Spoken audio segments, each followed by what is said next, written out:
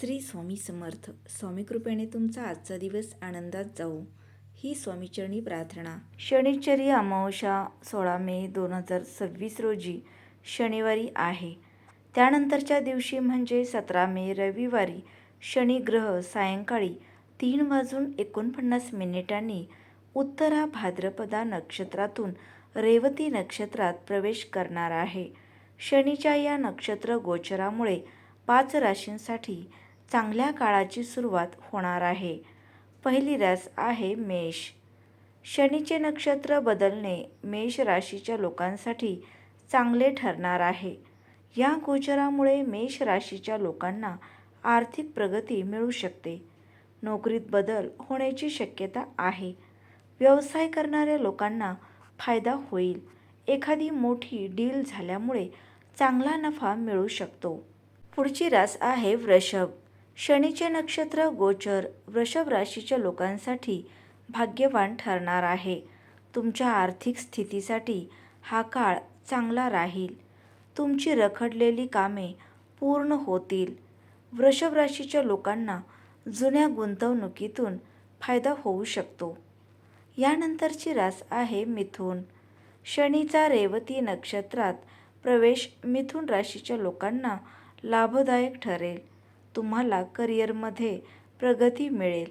नोकरी करणाऱ्या मिथुन राशीच्या लोकांना फायदा होऊ शकतो. करिअरमध्ये अनेक नवीन संधी मिळू शकतात. या संधीचा योग्य फायदा घ्यावा. यानंतरची रास आहे कन्या. 17 मे रोजी शनीचा रेवती नक्षत्रात प्रवेश कन्या राशीच्या लोकांसाठी शुभ फल देणारा ठरेल. करिअरमध्ये प्रगतीचे योग तयार होतील.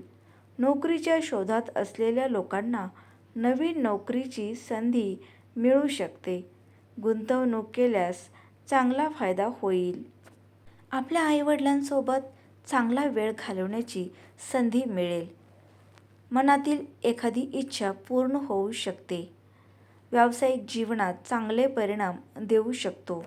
घरातील वातावरण आनंदी ठेवण्यासाठी तुम्ही प्रयत्न करताना दिसाल. जर तुम्ही कुठे पैसे गुंतवले असतील तर चंद्राच्या गोचरानंतर त्यातून चांगला फायदा मिळू शकतो. करिअर आणि कौटुंबिक जीवनात या राशींना चांगले परिणाम मिळतील. तुमची अडकलेली कामे पूर्ण होतील. करिअरमध्ये तुम्हाला मोठं यश मिळू शकतं. काही लोकांना कामानिमित्त परदेशात जाण्याची संधी मिळू शकते. पुढची रास आहे वृश्चिक.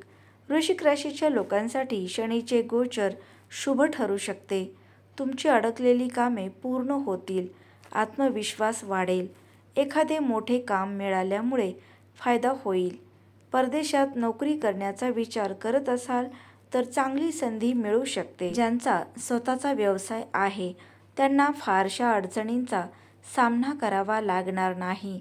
या काळात नफा वाढेलच, शिवाय तुमचा व्यवसाय दूरपर्यंत विस्तारेल. घरातील वातावरण आनंदी ठेवण्यासाठी तुम्ही प्रयत्न करताना दिसाल. जर तुम्ही कुठे पैसे गुंतवले असतील तर चंद्राच्या गोचरानंतर त्यातून चांगला फायदा मिळू शकतो. नशिबाची साथ मिळेल आणि मनातील एखादी इच्छा पूर्ण होऊ शकते. नोकरीच्या शोधात असलेल्या लोकांना चांगली बातमी मिळू शकते.